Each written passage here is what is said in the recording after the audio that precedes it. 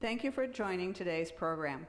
I'm Donna Zarconi, President and CEO of the Economic Club of Chicago.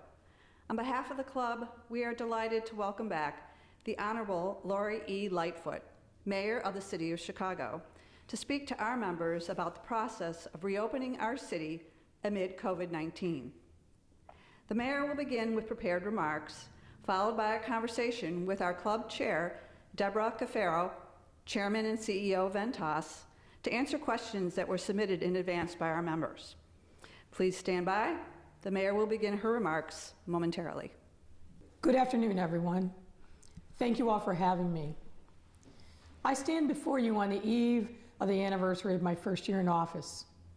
I knew coming in that there would be a number of challenges to face right away. Making good on the mandate I was given by the voters to restore confidence in government leaders and government itself. Creating policies and investments that recognize that Chicago is bigger than just a central business district, and unless all Chicagoans shared in the benefits and investments, we will continue to see our population dwindle and the cost of our neglect rise. Solving a historic budget deficit in a way that maintained our values and avoided a massive property tax increase, and more. Aside from those known challenges, we've been confronted with more, and the most pressing, most daunting, is a global pandemic, the likes of which we have not seen in our lifetimes. Before we dive into talking about COVID-19, I want to begin where we left off the last time I spoke to the Economic Club back in December. During that evening, I outlined an economic vision for our city over the next 10 years. This was built on 4 tenets: good government ethics and reform, city finances, public safety, and health, and inclusive economic growth driven by industry growth, as well as an aggressive agenda of neighborhood rebuilding and community investment. As I said then, the reason was as simple as it was urgent. We as a city cannot hope to sustainably grow by relying exclusively on top-line economic growth to the exclusion of rebuilding our neighborhoods. Our city's future rests on growth that is truly accessible and all-encompassing and leads to organic population growth that brings Chicago back to 3 million residents. Achieving that kind of growth here in our city means addressing the issues of poverty and inequality head on. The words that I spoke that night to you, that I meant with all sincerity, were true then, and they are even truer now. During our fight to contain this virus and save lives, the strengths of our great city have come shining through, and I will mention them in a moment. But it is equally true that the vulnerabilities, healthcare access and life expectancy disparities, poverty, the absence of jobs, investments and hope, all of these vulnerabilities and more have been flashing like a neon sign. Neither I nor you have the luxury of looking away and thinking those things are someone else's problems. Our response to these pressing issues will not only define who we are as a people now and in the future. The response, how we rise to meet these challenges, will define how we recover and how we heal. The urgency and immediacy are undeniable. Things are really tough all over. Our people are sick and dying. Unemployment skyrocketed. Our economy's been knocked on its back, and many of our small businesses are on the brink of mass closure. But as hard as these things have been, and unfortunately will continue to in the short term, this crisis also gives us an opportunity to remake our city for decades to come. What I'm talking about is the opportunity for truly a once-in-a-generation reimagination of Chicago. Like all of us, I want to see us recover faster than any other city in America, thanks to the unprecedented coordination of our business, civic, and community leaders. But I want us to go beyond that. I want us here to stand together and create a new economic model based on inclusive growth that drives our downtown and rebuilds our neighborhoods from the ground up. I want our reimagination of Chicago to be a global model for how cities recover from this crisis and how they can use it to drive every one of their communities and industries. I want nothing less than our efforts to warrant a 5th star on our flag. Now I'd like to provide an overview of our city's response to the COVID-19 crisis, where we are now, and our steps going forward. The truth is, we've been preparing for a crisis like this for some time. Chicago's healthcare system, led by our Department of Public Health, is built for situations like the crisis we're in now. Our city entered COVID-19 with one of the most robust public health emergency preparedness programs in the nation. Constantly expanding public partnerships and improving data collection, investments, and immunization capacity. Though we're still learning more every day on how to respond to the complexities of this pandemic, we aren't seeing the impacts that we have seen around the world and around our country, and for good reason. And that's thanks to the decisions we made as a city before this crisis even started, including years of stockpiling ventilators and personal protective equipment, which allowed us to be ready in ways others simply weren't. All of these measures have been overseen by our Public Health Commissioner, Dr. Allison Arwady, who herself built her career around addressing infectious diseases in Africa and the Middle East. One of the things that she saw fighting Ebola in Liberia was that the more people died from the breakdown of the healthcare system than from the virus and disease itself. The COVID-19 crisis, as we know it, began in earnest in January in Chicago.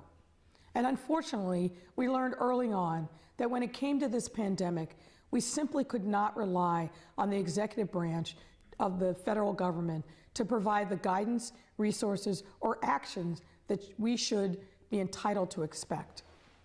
We needed to step up and meet this challenge as a united city while pressing and hoping for more from the executive branch, but not waiting, and that's exactly what we've done. By early March, we began coordinating with regional mayors and embarked upon a series of early actions we all remember well. Our first task was to limit gatherings, such as public meetings and large events like St. Patrick's Day. We closed our public schools, along with our bars and dine-in restaurants, following Governor Pritzker's shelter-in-place order and his lead. But just as we moved to stop the spread of this disease, we also developed broader programs to support our city at large. That meant protecting our residents most vulnerable to the impact of this disease. That's why we moved quickly to work with great city partners like the Greater Chicago Food Depository, United Way, and the Salvation Army to ensure our families had access to food. We realigned CPS's operation to ensure students continue to be fed and later established a remote learning curriculum as well. We also developed a housing fund to help with rent and mortgage payments, created support for our homeless residents, hotel space for first responders and healthcare workers, and converted McCormick Place in just a few days into an alternative care facility that set the standard for the nation. And we established Chicago's Racial Equity Rapid Response Team. And we aggressively made investments in initiatives that would complement broader federal support programs, all in order to help our economy, help our individuals, and limit the impact of this crisis on our city. This included our $100 million emergency loan fund for small businesses, our $5 million program to support 1,000 micro businesses in targeted neighborhoods, $2 million for people to pay their rent and mortgages. Folks, we had 83,000 people apply for just 2,000 grants. We helped establish the Illinois Arts Relief Fund and much, much more. And through it all, constantly communicating those actions to the public through daily briefings and citywide campaigns. It shouldn't escape anyone's notice that much of the infrastructure behind the economic and humanitarian side of our response was rooted in the neighborhood development and anti-poverty work we've been putting in place over the last 11 months. We knew the fault lines, we had the community network, and we put all of that into action to serve our families and individuals in need. Credit for this goes to my own team and the army of city workers who moved heaven and earth to make this a reality.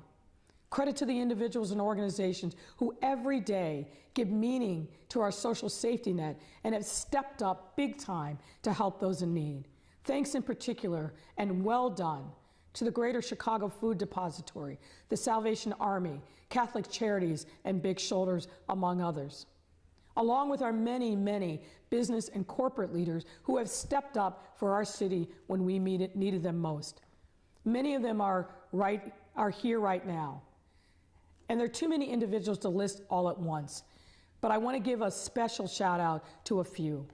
Leaders like Ken Griffin at Citadel, Melody Hobson, board chair of World Business Chicago, Glenn Eden, board chair of Choose Chicago, Sam Toya of the Illinois Restaurant Association, Michael Jacobson of the Illinois Hotel Association, Bob Ryder of the Chicago Federation of Labor, and all of our friends in organized labor, as well as business leaders like David Casper of BMO Harris, Mark Hoppe of Fifth Third Bank, and Paul Lambert of Bank of America, all three of whom were already stepping up for our city through neighborhood development initiatives and stepped up once more during this crisis.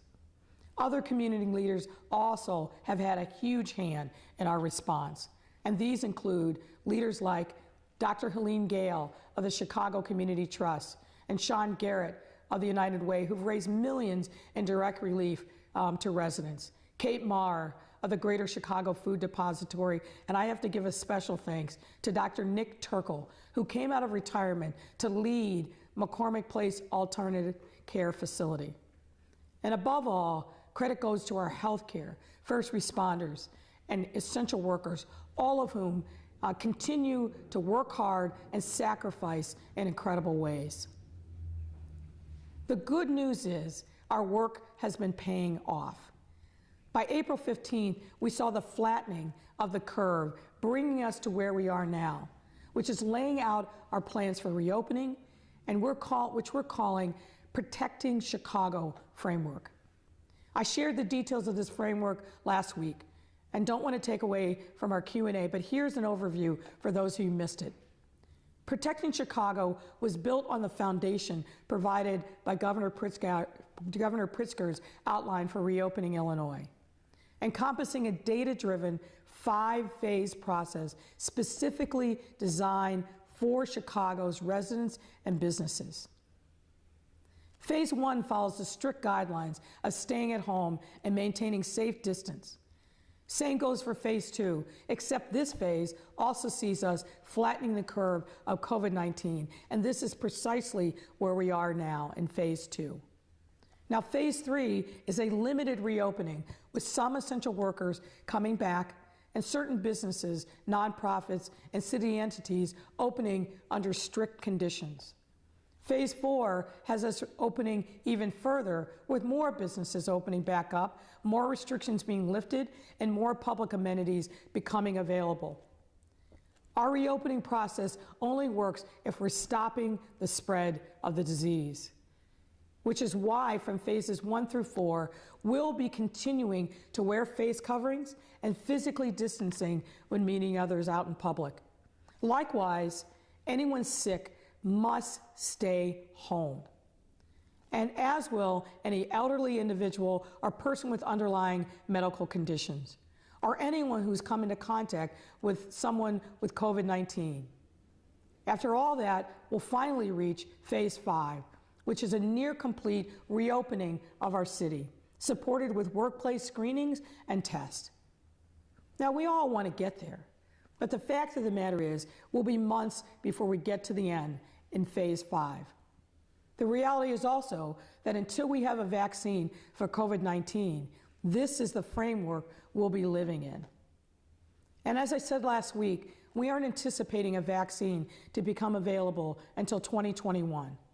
But as I also said, the Protecting Chicago framework is more than just a roadmap for city leadership.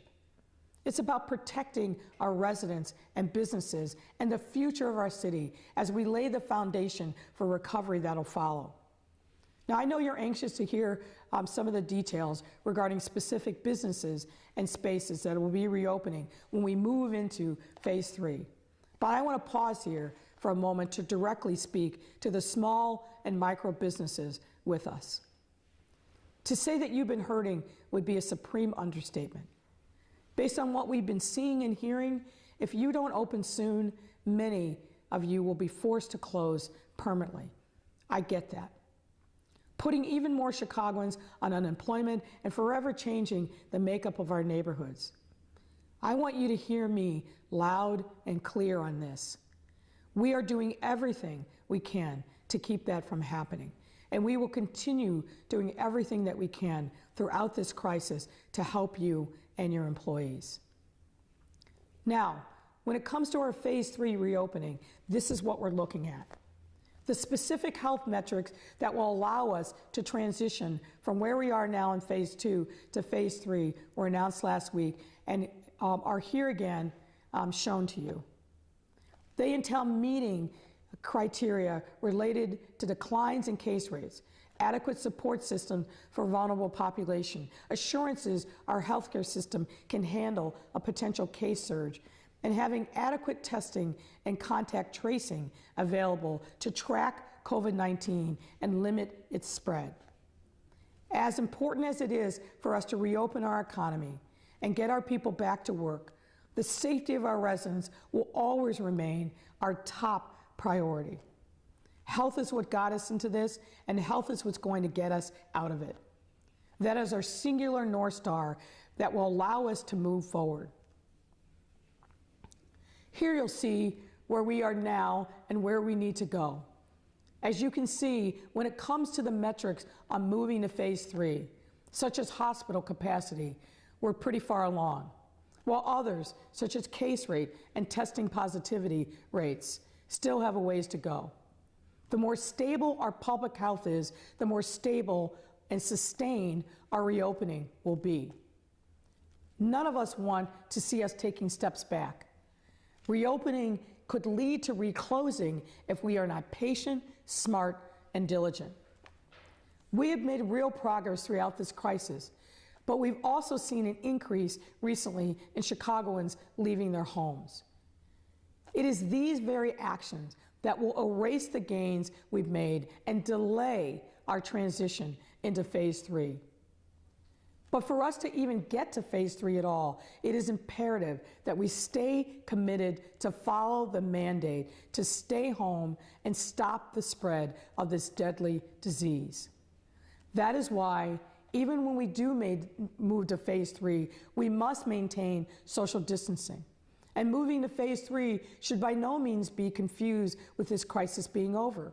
It will only mean we have made progress along key health metrics to allow us to cautiously reopen. And we have to be absolutely clear on that. I know I'm belaboring the point, but that's because having a resurgence in cases is more a risk. It is a real possibility that we need to be prepared for. Reopening will likely be like slowly turning on a dimmer, not flipping a switch. We're talking 6 to 12 months where we'll be managing to prevent the resurgent outbreaks we've seen among vulnerable populations in Singapore, in South Korea, and at this very moment in Georgia that has followed their own rush to reopen. 6 to 12 months as we transition from phase to phase. Now, whether or not we see that kind of resurgence in Chicago, which will force us to go back to sheltering in place, is entirely dependent on you and us and the actions that we individually take. Our plan for reopening in phase 3 was developed in collaboration with the Civic Consulting Alliance and its pro bono partners, including the Boston Consulting Group, McKinsey & Company, and A.T. Kearney. We have created and have empowered a recovery task force for businesses large and small and for the important components of our social fabric to assess the impact and to work in collaboration to chart the path forward. Thanks again to my friend Sam Skinner for co-chairing this effort.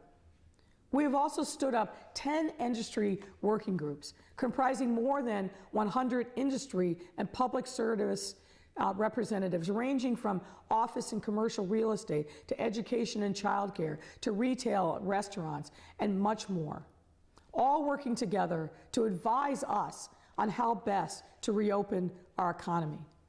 Now, no single person has all the answers, and one size simply does not fit all. In reopening our city, we are extremely sensitive to address the entire interconnected ecosystem of our economy and our social fabric, and making sure our choices aren't made arbitrarily or in isolation. Being local jurisdictions, we're the ones on the ground, on the front lines, and it's our job to partner with stakeholders to create the solutions that we need to be able to move forward. Now, in order for that to happen, we need to hear from you, our individual businesses and our industry groups, individual stakeholders and civic leaders, on what we need to do to help us, to help you reopen as quickly and safely as possible. We know that all of you, more than anything else, know what will work in your respective industries and your businesses, your civic organizations, and whether or not certain safety guidelines, like limited capacity, make sense. That is why these dialogues we're having with industry are so critically important. There is a balance that must be struck. We need to work closely together as we follow health data that allows us to have as many businesses to operate as safely as possible. And that's going to be dependent on each of your and their unique circumstances. Now here's how we'll be opening during phase 3. The industries that are on track to either expand or reopen are focused on 3 areas. First, are industries that are essential to providing basic needs and fighting the COVID-19 crisis. This, of course, includes grocery stores, emergency healthcare services, public transportation, and social services. Next are industries with built-in social distancing and where protective gear is part of usual operations. That means we'll be phasing in non-emergency but important medical procedures so our healthcare system can work through its backlog. And construction and manufacturing, previously halted, will also resume operations with appropriate public health protocols in place. Another area are the industries that provide the critical supports needed for workers to do their job outside of their home. These include industries such as childcare or adult care, which will resume operations with a focus on their essential workers. To do this, we also expect a reopening of our parks and libraries, programming for youth with strict protocols in place.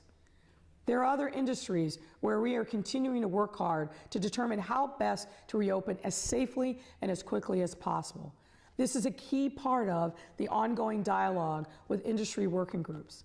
Some of these businesses that are part of our daily lives and make us feel alive and vibrant in our city. And these, of course, include retail, recreation, restaurants, and personal services like salons. We also know these have been some of the hardest hit industries. And while these industries are higher risk, we believe we can find creative ways in which we can bring some of this activity back online safely sooner rather than later. Finally, there are also businesses where remote working remains possible without material impact on revenue, such as banking, tech, legal, and consulting work. But what we also know that many of these industries bring important economic activity to other businesses in our communities. So we continue to work with these groups to determine the best way to safely encourage a return to physical presence in office buildings as soon as appropriate. To help with our transition into phase 3, soon we'll be publishing industry guidelines on the sequencing of reopening businesses, as well as guidance on how to reopen as safely as possible. These guidelines will cover everything from capacity restrictions, protective equipment, hygiene, and testing. And they'll be tailored to different types of businesses, from large retailers to small mom and pops in our neighborhoods. Now I'd like to bring your attention to a few visuals for what we can expect life to look like in phase 3. The first area is safely working. This means no small break rooms, barriers between nearby desks, hand sanitizer stations, and displaying visual guidance on rules. This will also entail wearing face coverings at all times, potential health screening at the office entrance, as well as possible alternative office days for employees. The second area is how we shop and purchase goods. We're already experiencing some of these changes in grocery and retail stores. This means more spacing at checkouts, more protective barriers, requirements for face coverings, encouraging use of contactless payment, and dedicated hours for at-risk populations. And just one more thing to add. Unfortunately, at this point, we will not be ready to reopen our lakefront. I mentioned our COVID-19 recovery task force before. The men and women we've brought together are drawn from across industries, policy areas, and community organizations. The task force centers around 3 core committees: policy and economic stimulus, mental and emotional health, and marketing and business development. As these are also 2 critical committees that will shape the work of our task force: an economic and social change study to gauge the full extent of economic hardship created by COVID-19, and importantly, a committee focused on regional coordination. So knowing all this, I want to end by discussing why I personally believe we'll get out of this unprecedented crisis and more unified than ever before. The reason is, for starters, we've been here before. In fact, many times before. We often think about the Great Chicago Fire and the rebuild of the modern city that followed. But in this moment, that moment is just the latest in a long series of reinventions and resiliency residents of the city have undertaken throughout our history. Let me mention just a few. 20 years before the Great Fire, we saved our city from waterborne illnesses by literally raising it from the ground to create a modern sewer system. 30 years after the fire, we had the sweeping Plan of Chicago. And 30 years after that, we overhauled our infrastructure in response to the Great Depression.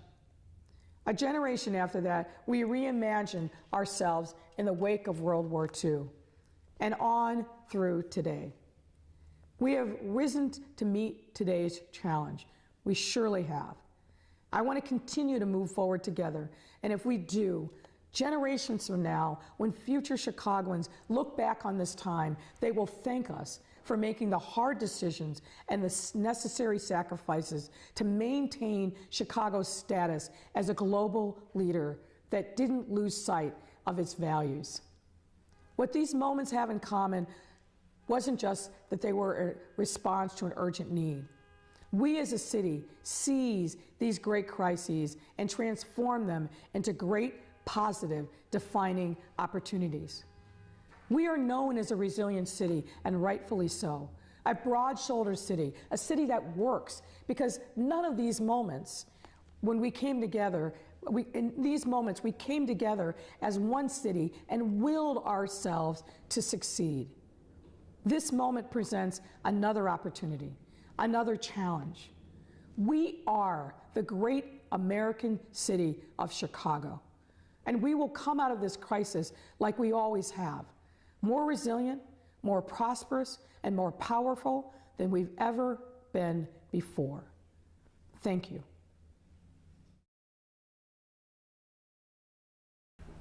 Mayor Lightfoot, thank you so much for My taking pleasure. the time to be here and those insightful remarks. You mentioned, and we realized that you're coming up on your 1-year anniversary as mayor, which is hard to believe. Yes. Can you reflect on the year that's gone by? Well, it's been a remarkable year, although it feels in times like a year in dog years, because we've had to tackle quite a lot. And as I said in my remarks, we knew coming into this that we were going to be facing a lot of different challenges, but I don't think anyone, and certainly no mayor and not me, thought that one of those challenges would be taking on this incredible pandemic that has, I think, challenged all of us. But in many ways, it's been a pretty remarkable year, and I mean that in good ways.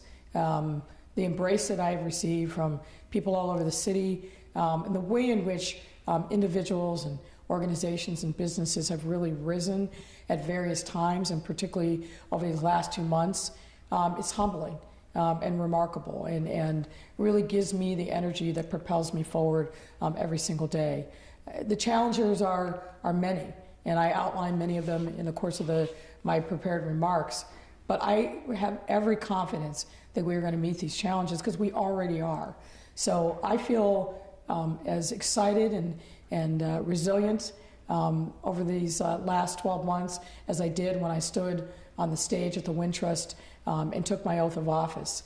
We've got a lot more work to be done, and I'm excited to continue working arm in arm and shoulder with the people that are part of this club and really people all over the city to really, as I said, seize this moment and reimagine what Chicago can be like. This is a tremendous opportunity for us to really move forward in a very different way and for the good, and I'm excited about it. Well, they say that great leaders are able to turn these moments and galvanize people into opportunities. How long did it take you from the time you unveiled your new economic plan, you got your budget passed, you had tremendous momentum going into the year, then you had the tsunami of the novel coronavirus and all that's come with it. How long did it take you to make that transition of thinking, wow, everything I've now put on the table is for naught, and from there to where you are now with this great reimagination of an opportunity for the city? Well, I've never thought at any point that the plans and the ambitions that we had were for naught. Certainly the timeline has been changed. Some things have been slowed down, but other things have been accelerated. And throughout this entire time, I still have been looking towards the future. I'm very much focused on a day-to-day basis on continuing to do everything that we can to contain the virus and be safe and really give our residents hope. But we also have to think multiple steps ahead. Yes. And that's why I brought my team together now probably 6 weeks ago and said, all right, we're in this fight, but we have to start thinking about what the other side of this looks like. Yes. And that's how we started thinking about and imagining our recovery task force. Same with our Protecting Chicago framework. We started to think about, all right, what does reopening look like? Yes. How do we start to give guidance to a variety of stakeholders, businesses, civic leaders, local organizations, mom and pop stores and restaurants, to give them the support that they all need, big and small and everything in between, to really start reimagining what our new normal was going to look like. So we've been operating on multiple levels, as people in business always do, yes. Even in the midst of this, once in a lifetime, hopefully, storm. And how important is that framework, not only for the content of it, but for giving businesses and households hope and expectation that we will be coming out of this, even as certain of the dates and the timeline is still unknown because it's data-driven, as you say. Well, you said the exact right word, which is hope. Yes. People have to feel like they have a light at the end of the tunnel that they're driving towards. Even at times when it's felt like that light has been a pinprick, the aperture is definitely expanding, but we need to drive towards a future with data, of course, with an eye towards public health guidance, in a way to do it smartly so we don't see, or at least we minimize, the resurgence that we've seen, whether it's in Japan or Singapore or more recently in the United States. That is really, really important. I think psychologically, if we don't do this in a smart, diligent, data-driven way, if we don't do it in a way that continues to engage important stakeholders in a dialogue, we're going to have to take steps back, and I think that's going to be devastating for all of us.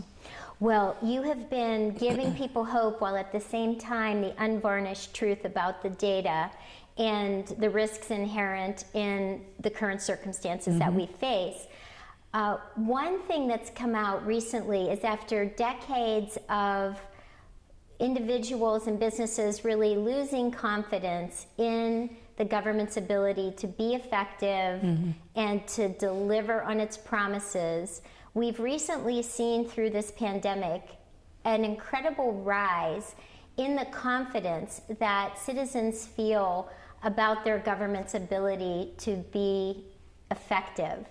And can you speak to that, and what kind of opportunities does that present for local, state, and federal leaders? Look, having the confidence of your residents, being viewed as a legitimate force for good, it means everything. Public service is about serving the public. And if the public doesn't feel like its leaders have their interest at heart, if they're not acting in the best interest of the needs of the people, we can't do anything effectively. So the commonality and the collaboration that we've seen across a lot of different sectors that normally don't interact with each other. One of the things we talked about is how important public health is now to businesses. And forging those relationships is really critically important. Well, one of the drivers of that increased confidence is really feeling that the governments are competent to accomplish the things that they're setting out to do. And do you think there's been an increase in that perception of competence as local and state and federal leaders have tried to deal with the pandemic? I think it's been a mixed bag. I think there's, and of course I'm biased, but I think there's more confidence at the local and the state level, and I think it's a mixed bag at the federal level. I think the CDC has really risen to the occasion and spoken truth, not only to us as residents of this great country, but spoken truth to the political leadership in Washington, and we have to keep doing everything that we can to support them and really suppress the urge to walk away from tough, hard messages that we need the CDC and the FDA to be delivering. Well, you mentioned, so part of the competence and the effectiveness is the collaboration, and I want to ask you very specifically, I've heard about these Sunday night calls that you've convened with over 300 mayors regionally, where Chicago's taken a leadership role and enabled some of the smaller mayors in local municipalities to get the benefit of some of Chicago's leadership and resources. Can you tell us a little bit about that? Sure. Well, by virtue of my role as the mayor of the city of Chicago, I participate in something called the Metro Mayor's Caucus. And we had a convening earlier this year. And I talked a little bit because we were just starting to see how coronavirus was spreading across Asia, and it landed on the continent of Europe, and we knew it was going to be coming to the United States.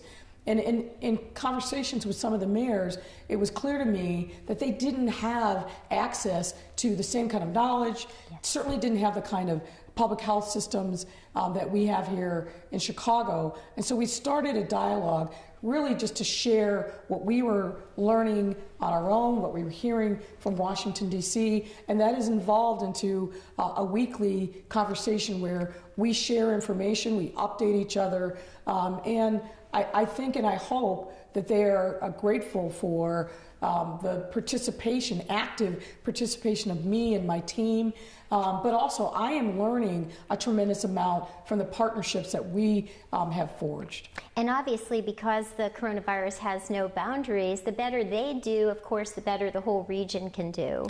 No, there's no doubt about it. I mean, just in practical terms, every single day when we're at full operation, literally tens of thousands of people stream in from the suburbs into the city of Chicago to work. And conversely, a similar number of Chicagoans go out to the suburbs every day. So just the basic question of, well, how are we going to travel on trains and do that safely, going back and forth? How are we going to come together in office towers and businesses? So those fundamental questions is an essential thing that we have to grapple with, not as individual towns and municipalities, but as a region. And that's why I'm grateful for the partnership of President Preckwinkle, Chairman Dan Cronin of DuPage County, Mayor Tamburino of Hillside, and Gil Villegas of the City of Chicago City Council, who are really leading this regional conversation that's going to inform a lot of what we end up doing here in the City of Chicago. Well, that's really helpful, and let's telescope even out to the relationship you have with Governor Pritzker and his leadership during this crisis. Can you give us some good insight into how the two of you have worked together? Where have there been points of friction, if any, in terms of dealing with this virus? Well, we didn't really know each other well before either of us got elected. And we obviously had interactions before this virus, but this virus by necessity, but I think also because of who we are and how we both value collaboration and the importance of public service, we have come together, and we haven't always agreed on every issue, but we try to do that privately. But I hope that what we've done is strengthen each other and our respective teams, pushed each other, and really use each other as a sounding board on really important issues, not just for the city of Chicago, but for the entire state. Now, his jurisdiction is much broader, obviously, and Illinois is an incredibly diverse state, it is. As you know. And so he's got a lot of different points of reference that he's got to reconcile on a daily basis. But I appreciate his partnership, and I certainly appreciate his leadership. And you mentioned that you want Chicago to be a global leader in the recovery aspect of the current challenges that we face. What have you learned from other mayors, from other governors, and how do you see us setting the standard globally for cities coming back from this difficult time? Well, as you know, the virus hit the United States first really on the coast. Yes. And I have a very good relationship with mayors along the West Coast, in particular Mayor Garcetti of LA, Mayor Breed of San Francisco, and Mayor Durkin of Seattle. And in fact, we're on a texting chain earlier today about something. So I've looked and watched what's happened there and been able to tap into their knowledge and experience about what they would have liked to have done if they'd known earlier, what they've done and how well it's worked, things that they would tweak. So I've been the beneficiary of a lot of things that's happened on the West Coast and the Northwest Coast through the hard work that they have done. And where I hope that we are a leader, we stood up the McCormick Place. Amazing. Alternate care facility, and really you got to give credit where credit's due. Army Corps of Engineers, unbelievable. FEMA, fantastic. IEMA, and the men and women of the buildings trades here in Chicago have been incredible. Loretta Clark, our fantastic CEO of McCormick Place. This doesn't happen if those folks don't come together. I noted Dr. Nick Turkle, who came out of retirement to really help lead this effort, and the DuPage Medical Group. There's so many people to thank for that, and that it's clear now. They whisper in my ear, but it's clear that the way in which that work came together, things that we did there, the forward thinking and collaboration have really been a model for the nation, and thing that the Army Corps and FEMA are going to take with them to other parts of the country, and I think be a template for years to come. I think the other things that we've done well is really recognizing and not waiting for the federal government to stand up. Now, I am grateful for the CARES Act funding. I'm pushing for more of a stimulus, don't get me wrong. But we know here in Chicago there are gaps that had to be filled. Right. So our Small Business Resiliency Fund really is speaking to the needs of the unbanked and undocumented owners of businesses that aren't going to be able to get the relief from the federal government, and a number of other things that we've done that I'm very, very proud of helping, in particular, our vulnerable residents. And as we look toward phase 3, there's a loosening of restrictions, but still with incredible rigor, as you've described. What role is testing, and we've all heard about contact tracing, and it's used constantly. What role is that going to play in successfully moving to phase 3, where I think we're all eager to be? It's going to be the foundation on which we all stand. We've got to expand testing. We announced more testing earlier this week. We want to get to a point where we are consistently testing 5% of the population, because you don't get one test. You have to get multiple tests over time. So expanding the testing is critically important, and we've got to get more help from the federal government on that. You mentioned contact tracing. Now, our health department does contact tracing as a matter of course. Dr. Artie likes to say it's the bread and butter work of public health, and that's true, but we're talking about doing it on a scale that's never happened before. Exactly. So I actually see, again, another opportunity. We're going to need new workers and a new workforce, not only to help the public health system of Chicago, but businesses are going to need that. Yes. Restaurants are going to need it. The faith community is going to need it. Our community-based organizations are going to need it. This is a real opportunity for us to stand up a new workforce that will be united in helping us get through the next phases of this pandemic until there's a vaccine. And you mentioned that you have these 10 industry groups. You're working collaboratively with business and civic leaders. Tell the business community straight away, what is it that we can do to help the city get back on its feet and get to that phase 3 safely, so we don't have a regression? Well, number one, continue to be diligent and be patient. Look, I know that this has been devastating for parts of our economy. There's no question about it, and you can't sugarcoat that. But we've done this to save lives, and we have to continue to follow the public health guidance. So being patient, staying diligent, staying strong, critically important. But continue to be in dialogue with us about what your needs are, how we as a city can be helpful. We're not issuing guidance cooked up by staff on the 5th floor of City Hall. This is going to be born of National Association guidance tailored to Chicago, based upon the real-life experiences of business, civic organizations, faith community, and others. That's what we're doing, I think, here in Chicago, and doing well, and doing on a massive scale. You mentioned importantly and pointedly how important it is, though, that workers are coming safely back to their downtown offices and being freed up from the work from home restrictions in a staged manner. So that is, tell us what that looks like in the new normal, and how these key supports such as public transportation, child care, schools, how does that all fit in to having the workers come back to the Central Business District to help support a thriving, recovering economy? Well, I like to use the word ecosystem, because really the interconnectivity of all of the things that you just listed. So if a worker goes back to work and they're a parent, what happens to their children when school is out? And school will end for CPS on June 18th. That means they need childcare. When you think about childcare, what does that mean, and how do you do that safely?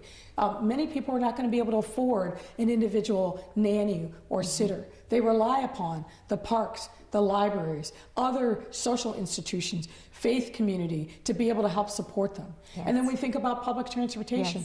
How many can we have on a train at a time? What additional enhanced cleaning measures do we have to take? And then businesses that are open to help feed the workers that are going to be coming downtown. How do we make sure that those employees feel safe coming back to work? What kinds of equipment and protections do we need to build in for them? So if you start to really process map out just somebody leaving their home and coming downtown to work, there's a lot of different steps in the chain that we have to think about and prepare for. And that's why these conversations with industry groups are so critically important. Yes, I can see that. You know, one of the things that I mentioned to you before is I'm incredibly impressed with the steadiness and vision that you've shown during what has been an increasingly difficult year. And it has to be exciting and energizing, yet somewhat oppressive to deal with these problems 24/7. So how have you been able to deal with the pressures that come with the pandemic, including all the other parts of the job? Well, you know, I really do believe that other parts of my life have prepared me for this moment. I mean, the truth is, facing a pandemic, there's no playbook for that. Right. But I draw upon the lessons that I learned as a young child, watching my parents struggle, and also the real confidence that my mother in particular gave me. I certainly draw upon my experiences as a lawyer, helping companies navigate really difficult circumstances and crises, and needing to be very strong and focused to help them on some of their worst days. So I think a lot of my life's experiences have prepared me for this moment. And of course, I have the confidence that I have because I have a great team around me. I can't say enough about our public health department and the leadership there. Yes. I mean, they are doing unbelievable work every day. I take great confidence from the way in which our healthcare leaders, who are normally competitors, have come together and working collaboratively. And of course, the people that are doing the Lord's work every day out in our neighborhoods, seeing people in the most desperate of circumstances. Yes. I mentioned some of them in our my speech today. Those folks, when I see what they're able to do, when I see how they're able to help people, that gives me tremendous energy and determination to rise to the occasion, to be worthy of the sacrifices that people like that are making every single day. And I also have to say that I've had the really difficult task of calling people to offer them condolences when their loved ones have passed as a result of this horrible virus. And when I think about the words of widows and family members and children, and seeing how this has affected them, and even in this moment of great grief and despair, many of them have offered me support, have thanked me for what meaning what we have done for this city. I think about those folks, and I know that I have to do my best work in this moment because of them. Well, thank you for taking on the situation with such incredible consequences and doing so with such competence and grace and even a sense of humor. And with the power of those words, I want to end and thank everyone for joining us and remind them to stay home and save lives. That's right. And thank you, Mayor. We appreciate your time and your thoughts today. Thanks so much. And thanks everyone for joining us today, and please take care.